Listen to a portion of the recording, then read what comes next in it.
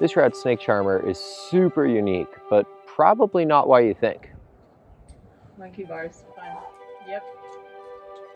Yes, it has a really cool lip traverse and it has a really cool overhang above, but it's what happens in between that makes the route actually so unique.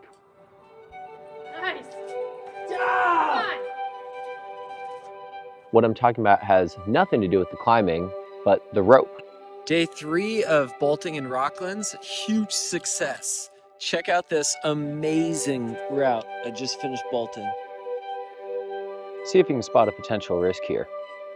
And there's a really tough exit, nice rest there, and then a really awesome finish. Climbing ropes are really strong, but they can be easily cut.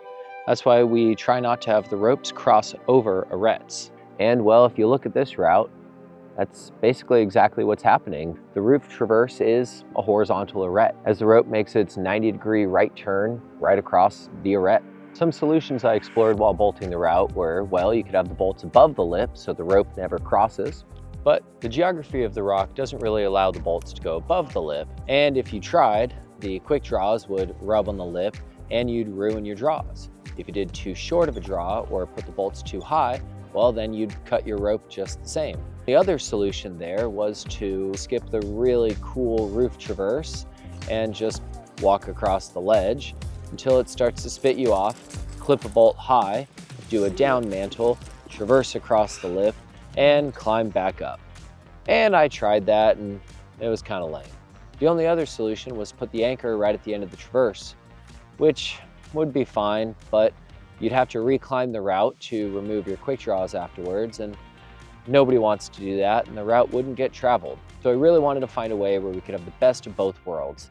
The amazing roof traverse and the steep, awesome finish above, where you could easily lower off and clean your draws returning to the belay station. As I studied the route, I realized the midsection between the roof traverse and the overhung finish actually had a bit of a void.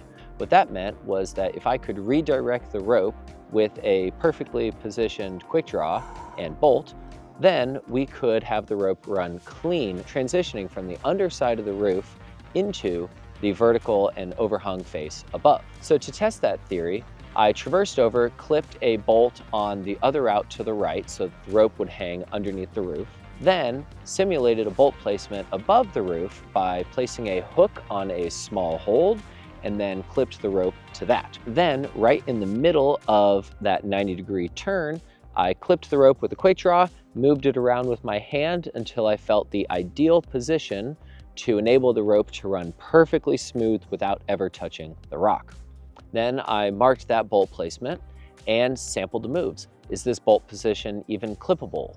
And it was. Went ahead and bolted the rest of the route, clipped all the draws, tested the rope rub, everything was perfect. Since I was essentially mooching the bolts from the locals, I had a lot of self-pressure to make sure that I was doing everything right and making sure that the route was worthy and, of course, safe, and really something that lots of people would enjoy.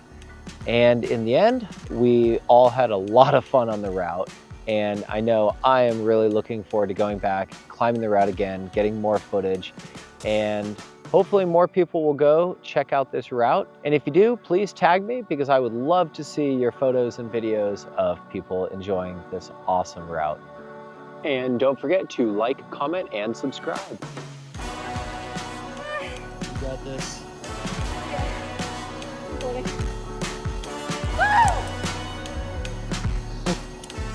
Yeah!